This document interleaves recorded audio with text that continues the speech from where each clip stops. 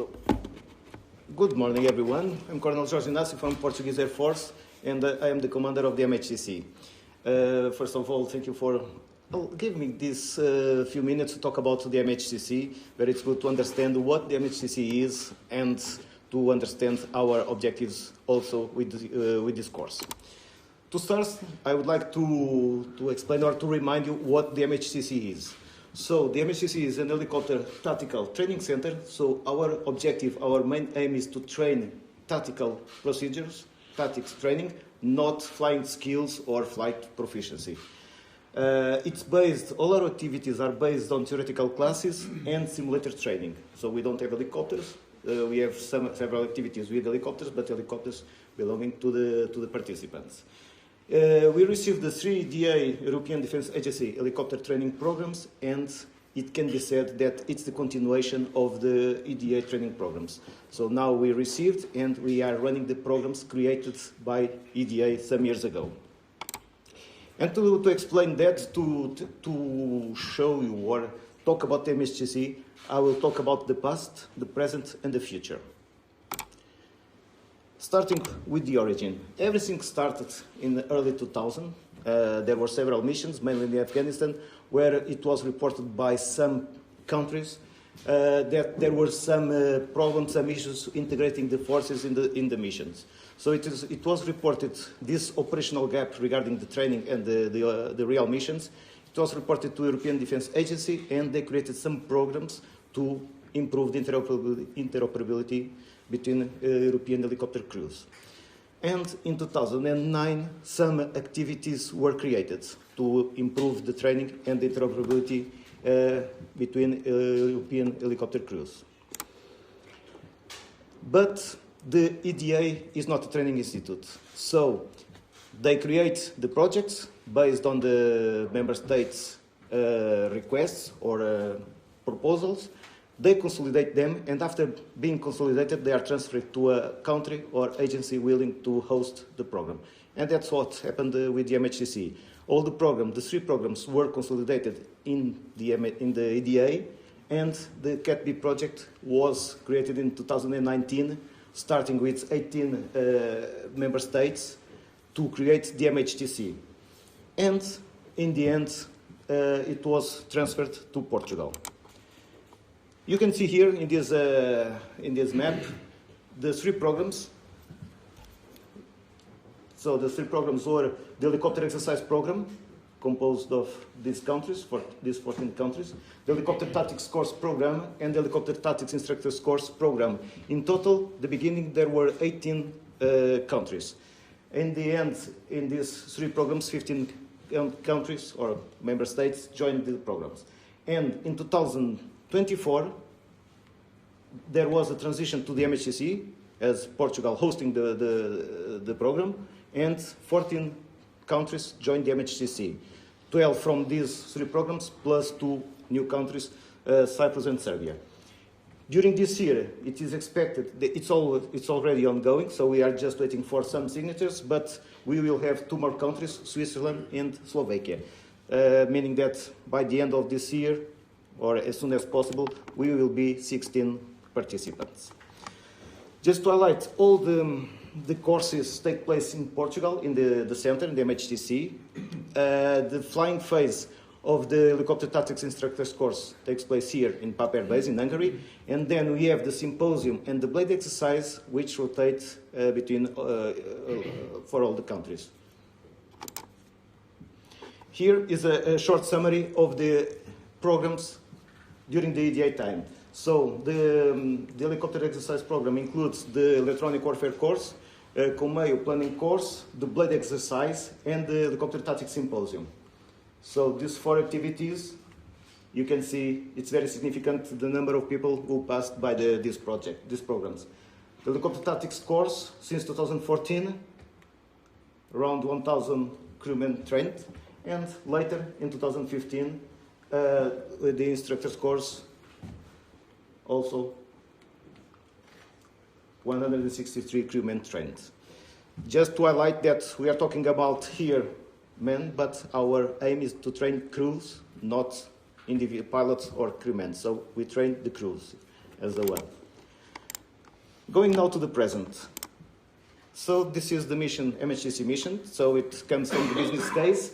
And I'd like just to highlight some words, key words for us. Interoperability, harmonization, and standardization. So what we want is that everyone, for us, the ideal is that all the 14 all the participants use the same TTPs, facilitating the integration in a real scenario. So if all the participants operate together in a real mission, they all speak the same language, they use the same procedures, and it would be much easier, and of course, to be much better and safe for everyone. We are operating now in 2 buildings. This is Sintra Air Base. We have the squadron building for our permanent staff offices and classrooms, and we have hangar for a simulator. We will have 2 new buildings. The accommodation building was already delivered, and here we will have the new building for the classrooms and planning rooms and a space for the simulator. You can see here, this is the new accommodation building.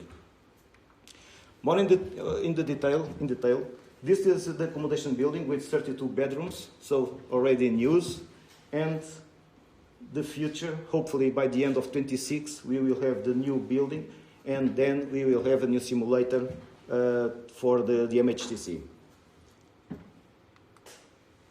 How is the MHTC structured? Regarding the organization, we have a steering board. That's the decision-making body of the MHTC, so that's a significant difference from EDA.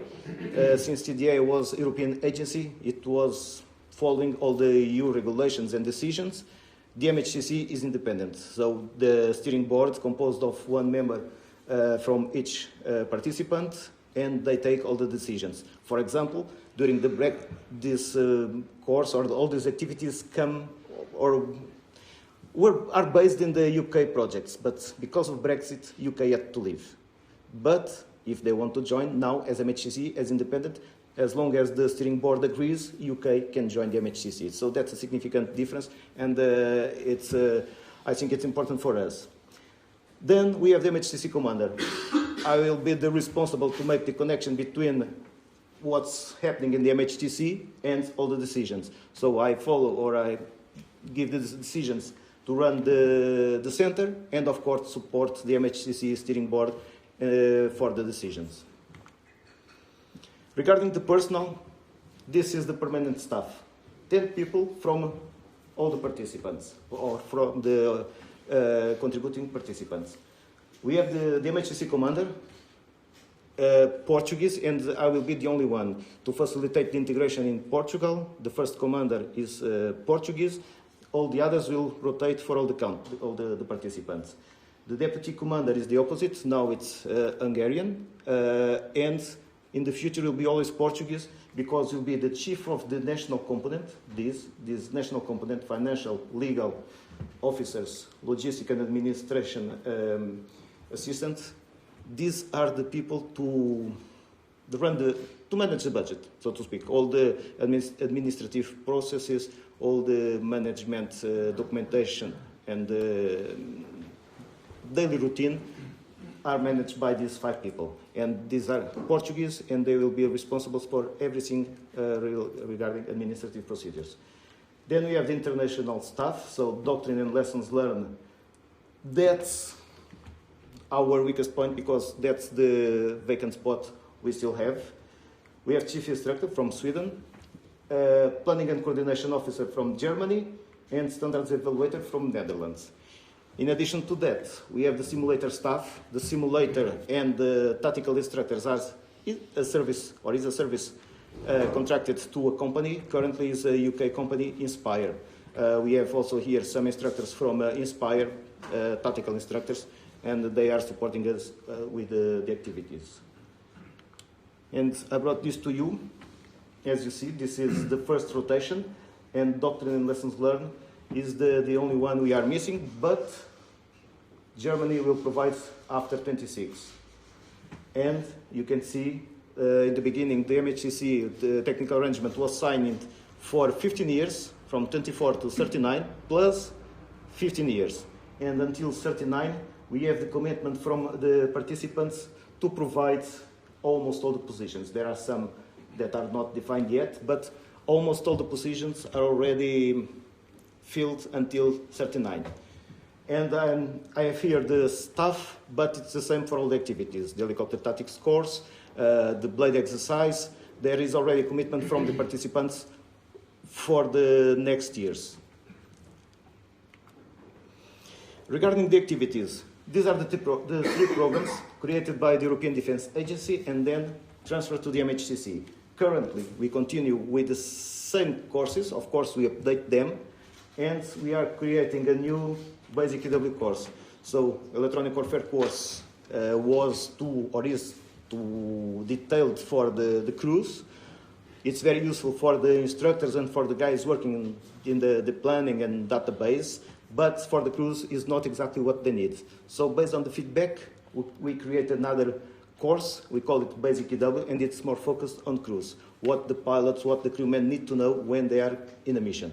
And that's our improvement for the future. It's still ongoing. We had already a trial, but we are developing it for the future and the next simulator. Same way, planning course, we will change it, and currently it's a 2-week course, planning Comeo. In the future, we want to integrate the simulator, meaning that they will plan, and then in the end, they will fly the missions they have planned. Everything in the simulator. And then all the other courses. We have one blade exercise, one static symposium, both rotating for all the participants. Then the helicopter EW course, two EW courses per year, 2 planning courses per year.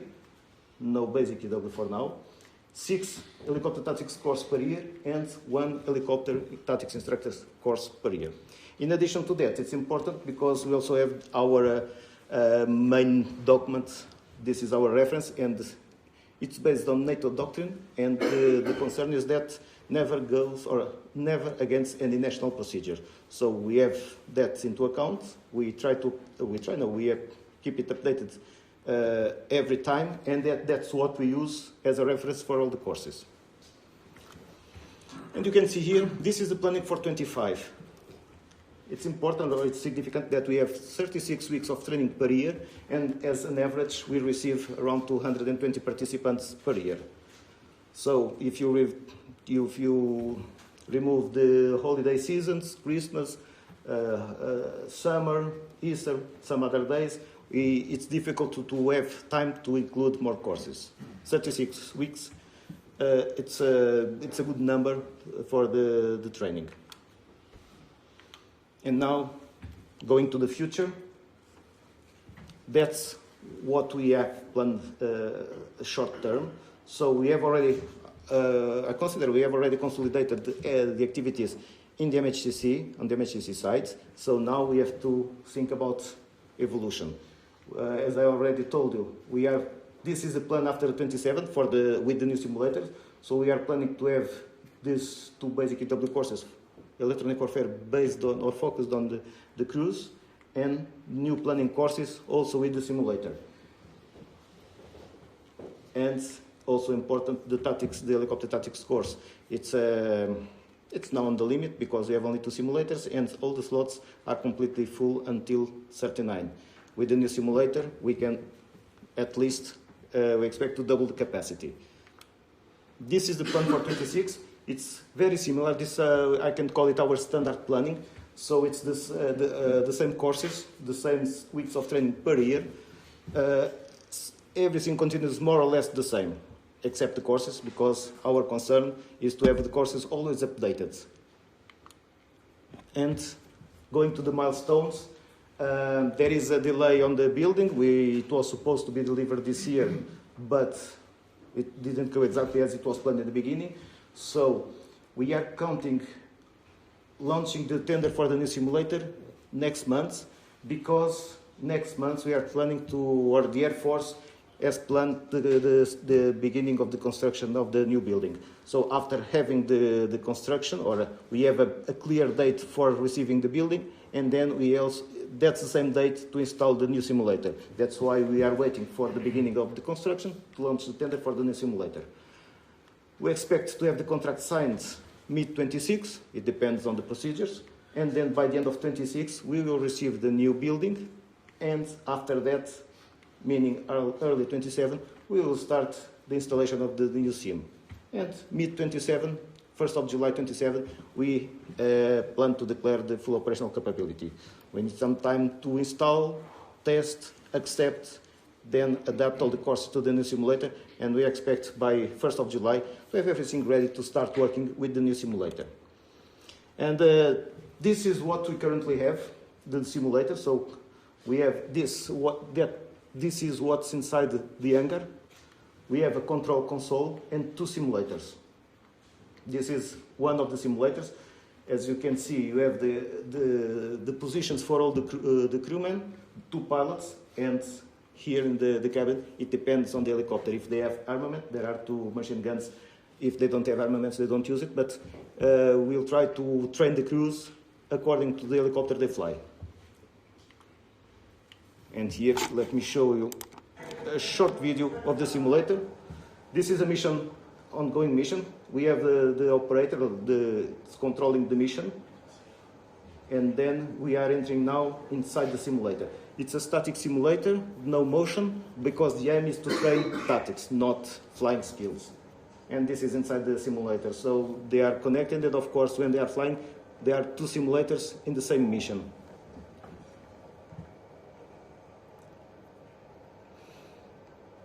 This is still a simulator with projection domes, and the next simulator we plan to be based on the augmented reality. Augmented reality goggles. 24, Gemini 1 minute. Okay.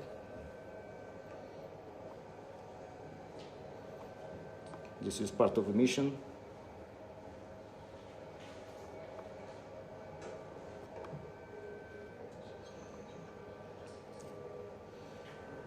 So you can see it's not state of the art, but it's realistic enough to train tactical missions. And this is what we plan for the future. This is the ground floor of the new building. We are planning to have everything connected inside the building. We plan to have 6 simulators. That's what we would like to have, but it depends on the cost. Because we will launch the tender with the minimum 4 simulators and ideal 6 simulators with the tactical control center. And then we will have these 4 rooms for mission preparation, briefing and debriefing areas, the same mission preparation and debriefing classrooms. They are bigger, and it can also be done in the auditorium. So everything you can plan, then execute, and then or brief, fly and debrief, it can be done and analyzed in any of the rooms. Now everything is limited to the simulator. In the future we plan to fly and have everything connected and plan, brief or debrief, and analyze the flight in any of the rooms. So we have already recognized the need to grow in the training capacity and, of course, quality. The simulator is already becoming obsolete. It's still good for the training, but we can have better and more. Because the limitation now, it's because we have only 2 simulators, so we cannot grow because we cannot receive more crews. And then in the future, with 4 or 6 simulators, we can at least double the capacity. And of course, with more simulators, that means that we can have also more complex missions. Now it's limited to 2 helicopters. It's relatively simple or not so complex missions. And of course, new courses may be classified. It depends on the installations and the facilities, but that's something we have in mind for the future. To finish my briefing, as a conclusion, so I can say that we received the programs from European Defence Agency. So as some say, it's the continuation of the EDA training programs, but now on the MHTC side, and they are already consolidated. We have 2 more participants. Hopefully in the future we will have more. We created this new electronic warfare course focused on the crews. We have 1 trial and we are finalizing it to provide it in the future.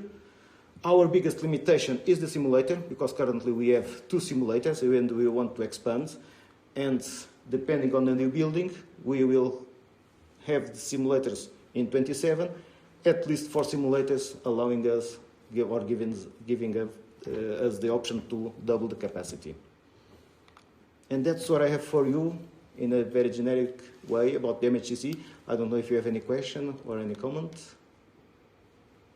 I do. Yes, please. I'm Brigadier General Todd from the 1st Armor Brigade.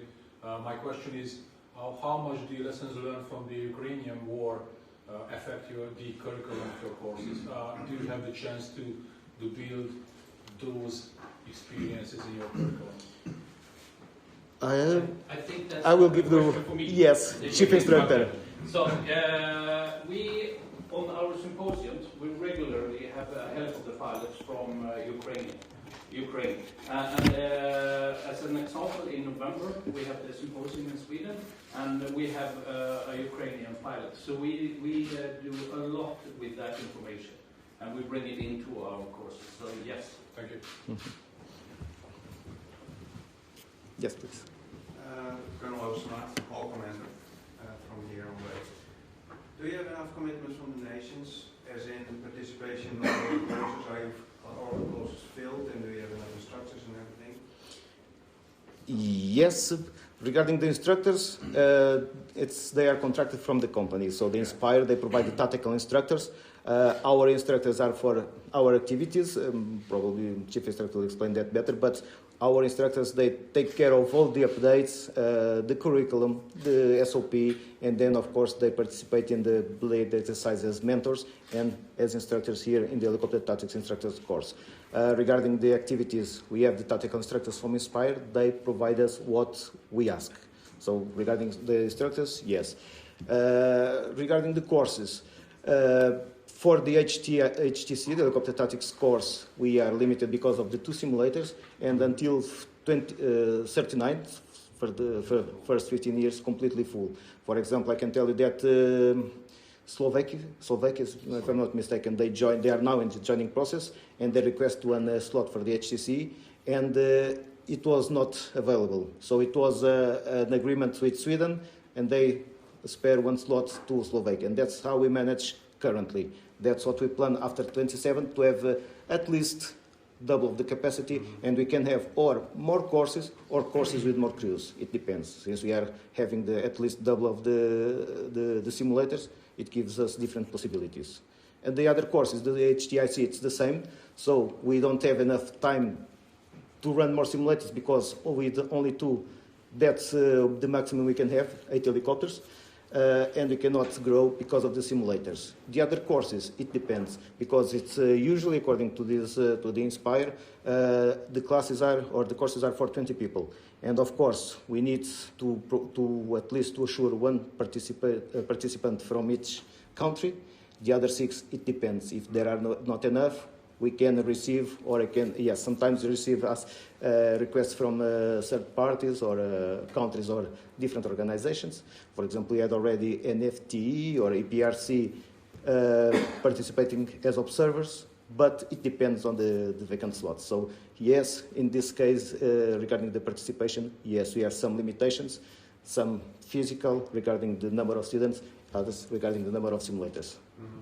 And as a third participant, you just have a certain course fee, I guess.